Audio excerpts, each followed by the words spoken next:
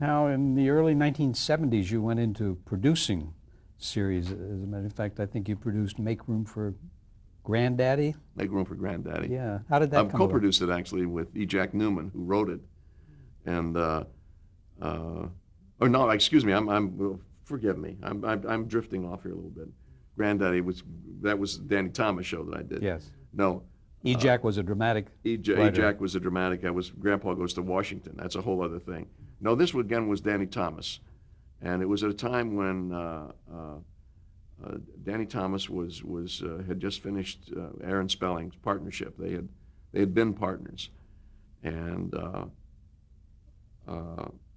asked me if I would come in and join the William Morris office. Really kind of put us together. They were pushing my career toward directing and producing, and I wanted to stay on course as an actor. So I was getting shoved from one direction to the other. But the opportunity to work with Danny, whom I knew, obviously because of his tie-in to the other shows that I'd done. So I went in and did produce Granddaddy.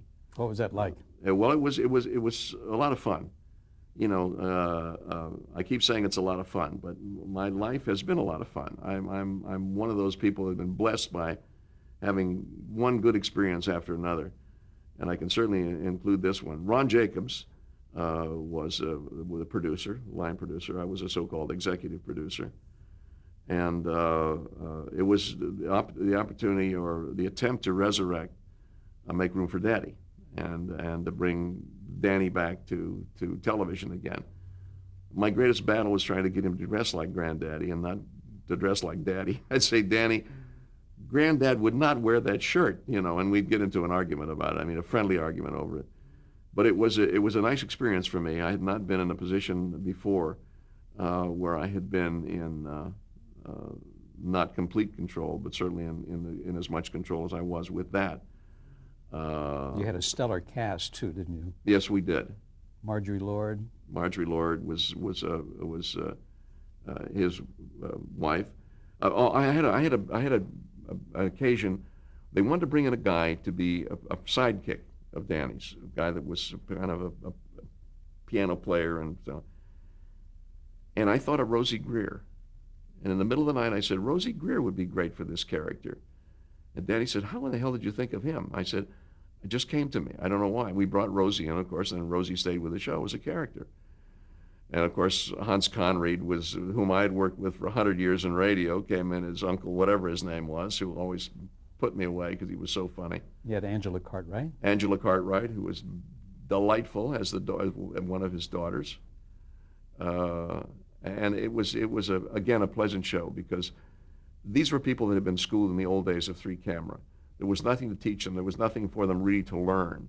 I did make one attempt, which I still am very proud of, and nobody ever gives it a thought except me.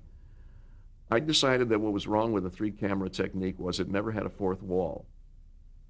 So I said, using my motion picture experience at that time, I'm going to design a fourth wall, and it's very easy to do. You simply have a standing wall. You have a set piece, which I use as a piano, which is the line of demarcation between one side of the room and the other.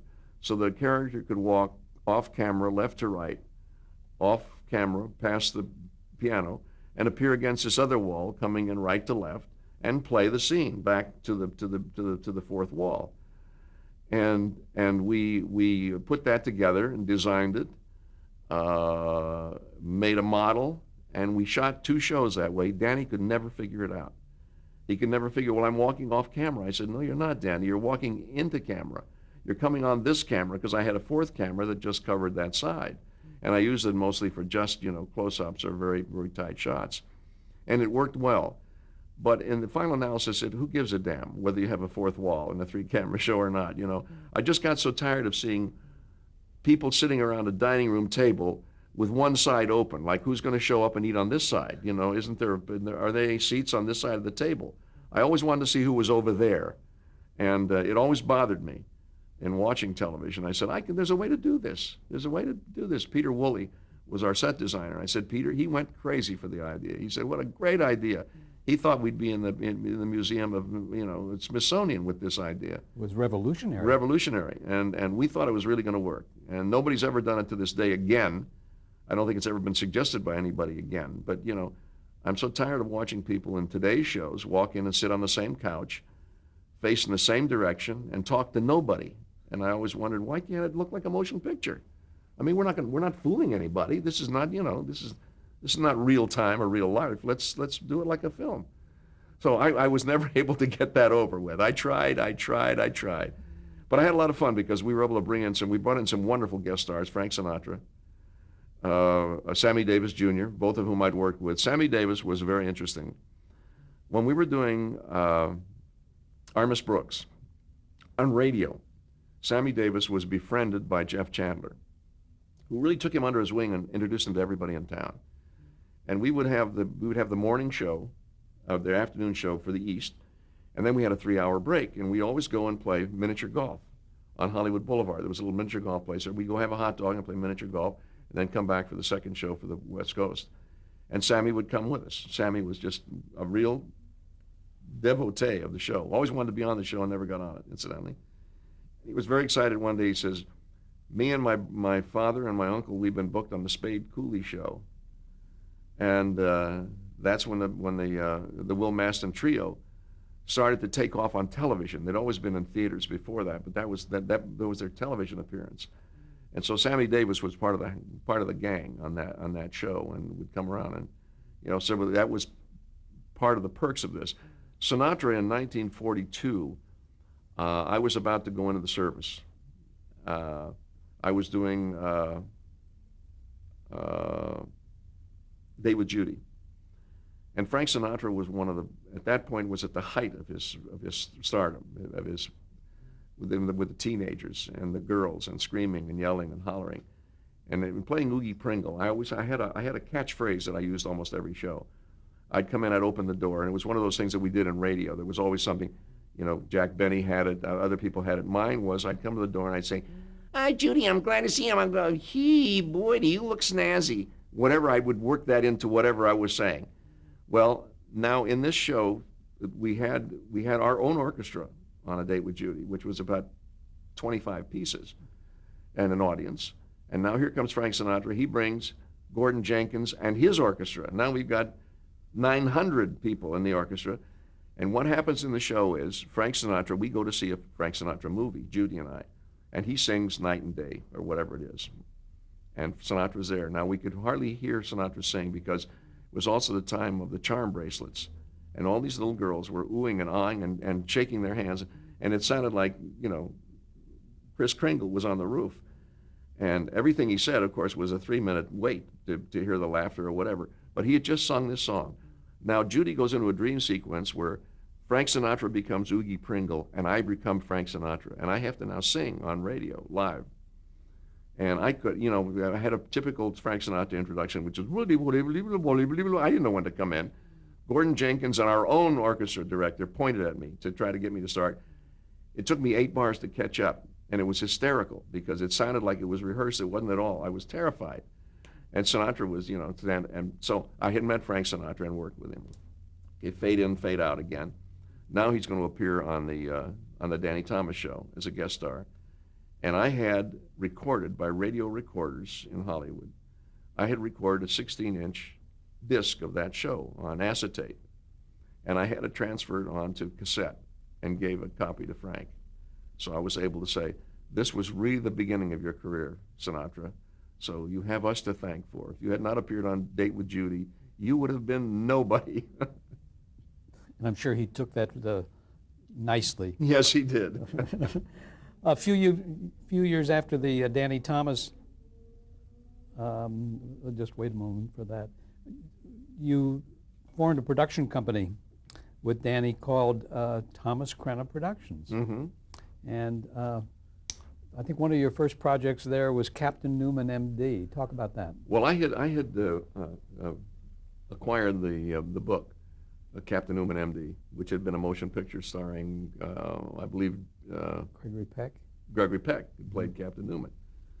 And so we were in the process of recreating Captain Newman, M.D. for television. And we got a great script. I had a meeting with an actor named Alan Alda, and Alan Alda said, if this doesn't glorify war, I said, Alan, how can it? It's impossible. This is not what the show's about. This is about people. This is really real people. Mental hospital. We're not going to make fun of people who have mental problems, but we have a funny show and it's a funny script. He read it and he says, I really like this. And the network said, we don't think he's funny. And we went with another actor in the lead role, the Jim title Hutton. role. Jim Hutton. Jim Hutton. Who was very good. But Alan Alda, within weeks of that meeting, went over and did a show called MASH. And of course, MASH got on the air, and Captain Newman didn't. And the rest, as you've heard before, is history, folks. So we did a very good pilot, and but Alan Alda did a show which is historic in its contribution to television. Did you do any other pilots that you want to talk about here? I mean, any directing the other pilots? Well, I did a pilot with Sharon Gless and John Shuck, and Sharon had never done comedy before, and it was Turnabout. It was a story of a man who becomes a woman who becomes a man. So this is kind of an interesting directorial thing. We were getting through it, and they were having trouble with it. Sharon particularly had never done comedy, and she was very uncomfortable with it. And I said, okay, here's what we're going to do tomorrow. You're going to come in and you're going to reverse roles. You're going to play the other part and see what happens. And so John and Sharon did the other roles and came in the next day and said, we got it. Okay, we understand what this is about now. And I'll never forget one day Sharon doing a scene, and she was so, because she is so funny personally. She has a wonderful sense of humor and a wonderful personality, and for some reason felt that she couldn't be funny. And in the middle of a scene, she broke down and started to weep. And I took her in my arms and said, why are you crying? She said, I'm not funny.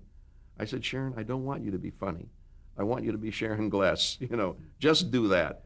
Anyway, the show, we did the pilot, and it was sold. It went on the air, and it stayed on for a season. Remember the name of that, just for our record? I think it was Turnabout, but I'm not sure. I'm not positive. I did it at Universal. Mm-hmm. Well, you were doing so much. It's awful to forget things that you've done, isn't it? I mean, no, because you've done so much. Well, yes, how could but anyone not, expect not you to so remember many. it all? I could forget that. We'll find the name of that.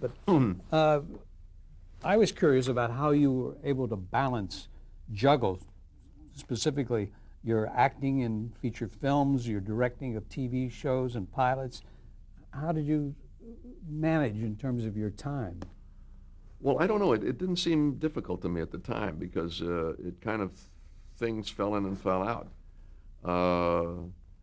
For example, when I was partnered with Danny Thomas, and we were doing the show, and I said they weren't going to pick it up, and I said, well, excuse me, what happens if we do a couple more after they've canceled it? He said, we have to deficit finance, and I said, why? Why would we want to do that? Why don't we just stop right now? And he said, I'll call them and tell them. I said, I would love to give you that privilege. Call them and tell them we're just not going to do anymore. If the show's canceled, forget it. If they want some more shows, pick the show up. And so that's the way we ended our relationship. And I was going into a movie then, I think it was a Western. And I said, Danny, I know you're going to appear at Las Vegas in 2 weeks. And I'm going to go off to Europe to shoot a Western in 2 weeks, so I think we should shake hands and hug and say it's been a wonderful ride and just go our separate ways, which is what we did. It ended on a very nice note. I wish we had stayed in business or could have stayed in business. If one of those shows had gotten on the air, we probably would have. And now I'd be living in a 50,000 square foot house in Holmby Hills instead of Aaron Spelling. You did a lot of television movies, too. Lots. And let's talk about a few of those. There was one called Thief. With one of my favorite people, Angie Dickinson. Yeah. Talk about that. Well, Thief was a wonderful picture. It was originally called A Day in the Life of a Burglar. It was about a burglar, really. And you played the burglar. And I played the burglar. And Angie Dickinson was my love story in the picture. Angie and I played together several times, and she's a great lady. We were just together yesterday at the unveiling of Rowan and Martin's Star on Hollywood Boulevard. Angie was there, so we could hug again. We've hugged a lot, and I think it was one of the better roles I've played. It was a wonderful, with a very understated script.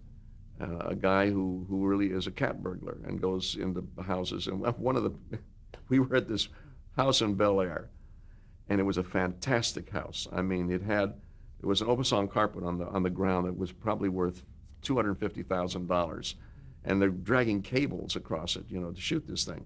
And I'm saying, why do the people that live here allow this to happen, for Christ's sake? I mean, this is a beautiful home. Why would you let a schmucky film crew come in here and drag stuff all over your furniture? And it was a dentist, a very well-to-do dentist in Beverly Hills, who gave all of the money that he was paid for the use of his house to charity. And one day, this man is standing there, and they asked him if he would please move and get off the set. I said, he owns the house. And it was very strange, because we went in and we shot in this great house of his. And it was one of the many times I've been killed. I think if I went through my career, I'm going to do this one day. You've just set me off on a challenge now.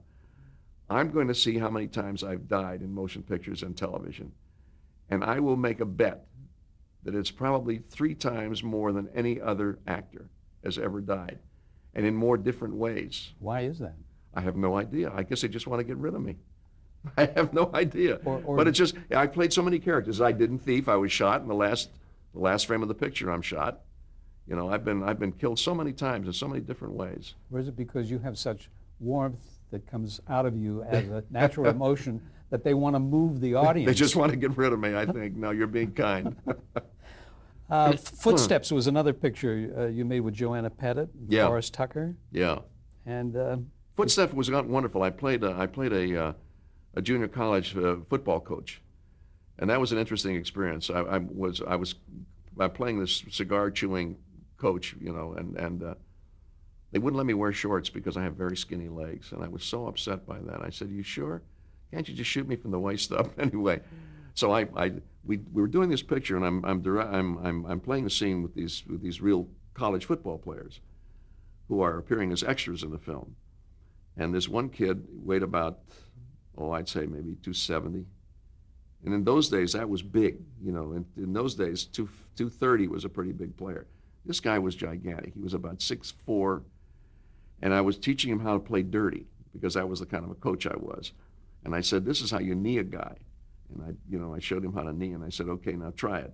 And he kneed me, and he really kneed me. And he kneed me inside on my thigh. And I thought at that moment, I'd hoped for death to come to me soon. Now, I was leaving to do a Western. The minute I finished this picture, another Western. I was leaving for Spain. I had this bad leg, and I thought, my God, if I quit working now, I'll miss the picture. I'll never get this thing finished. Well, I have photographs of my leg that are solid black. I would go from the set. They would put me in a wheelchair. They would take me into therapy. I would get therapy between shots. Then I'd come back and do the scene, and I stayed overnight, every night in the hospital. They worked on me all night in the hospital. I did that for 5 days, and I said, what I won't do for my craft. But that turned out to be a great film. I really loved that film. It was a terrific film. That was on CBS. It was on, yeah. 1972. Yeah. Then you were in a remake of the feature film Double Indemnity. Double Indemnity. Right. Why did they do that? Good question. I mean, because it was such a perfect cast. I've always asked that about any of the remakes. I say, why do it again? It was done so beautifully. And again, it's going back to those things. When I talked about chemistry, there was a chemistry. Fred McMurray, Barbara Stanwyck. What are you going to do any better than that? Come on. Why would we do it again? Well, we did it again, and we didn't do it as good as Fred McMurray and Barbara Stanwyck. And it was a picture that just somehow didn't work. It was not one of my favorites.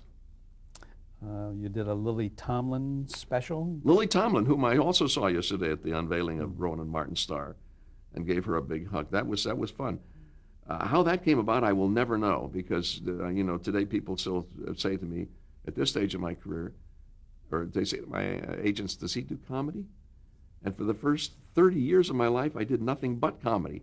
I couldn't get a dramatic role if I died trying to do it. I just couldn't get a dramatic role. And now people say, does he do comedy? So out of the blue came this opportunity to do a special on CBS with Richard Pryor and Lily Tomlin, just the three of us. And I thought, oh my God, what is this going to be? And we did it, and it was wonderful. She created the character of Bobby, the barroom singer on that show, and I had a wonderful time. Just before we started to go on live, I played this bartender, and I said, I've got to look different for this. And I asked the makeup man, I said, do you have a hairpiece? And he says, well, what do you mean a hairpiece? He said, I said, I don't want it to match anything. I don't want it to match the hair, my color of my hair, the shape of my head, nothing. I just want a hairpiece.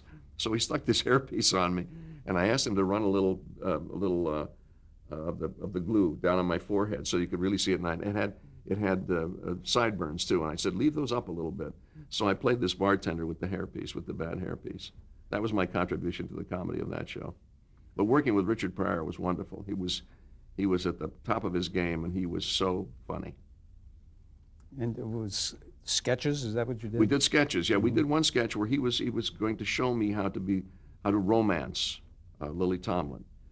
And so as I come to the door of the room, I had a little Banaka tube, and I go to squirt it in my face, and I turned it around so it squirted in his face.